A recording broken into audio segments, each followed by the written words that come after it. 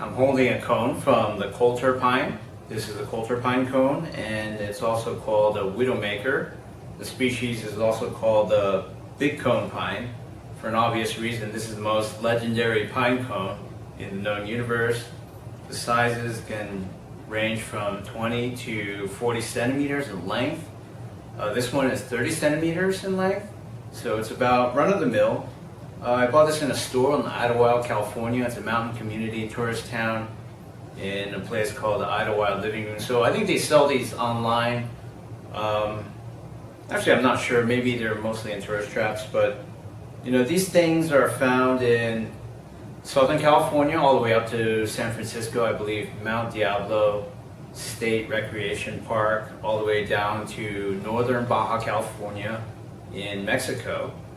So, you know, most of the time you won't find cones this big, and I used to think that this was maybe the limit, but apparently they can go up to 40 centimeters sometimes, so that must be colossal. That's another 4 inches all the way up to here. So as you can see, this thing's already bigger than my head, and it's really impressive. It's got these really sharp spikes. So they call it the widowmaker because if it falls from a tree, it might, you know, kill someone. They weigh up to, you know, 2 to 5 kilograms when fresh.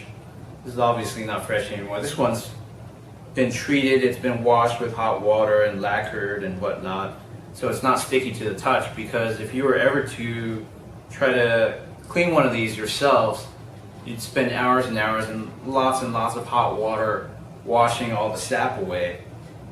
Apparently you have to get these things when they're fresh, or maybe even on the tree, because once they fall to the ground and they're ripe, you know, the California ground squirrels and other squirrels that live in the mountains will start to peel off these vicious spikes and eat the big pine seeds inside. So, you know, this tree, it grows from an elevation of 200 to 2,300 meters above sea level, and it has very soft wood. The trunk can get up to 1 meter in diameter, although I might have seen thicker, but anyway, yeah, it can get pretty tall too, I think.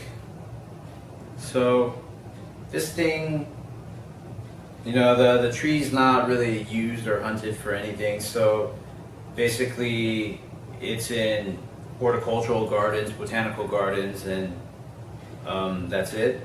And aside from these ornamental cones, you know, humans just pretty much leave it alone. So it lives in these isolated groves in the mountains of Southern California all the way to Northern Baja California.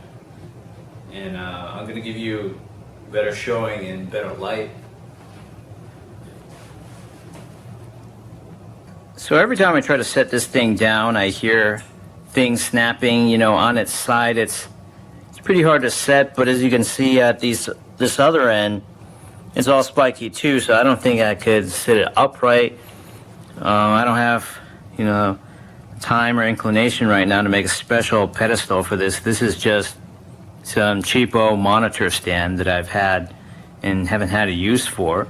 It's just sitting on the floor of my living room. So anyway, this thing is truly a sight to behold.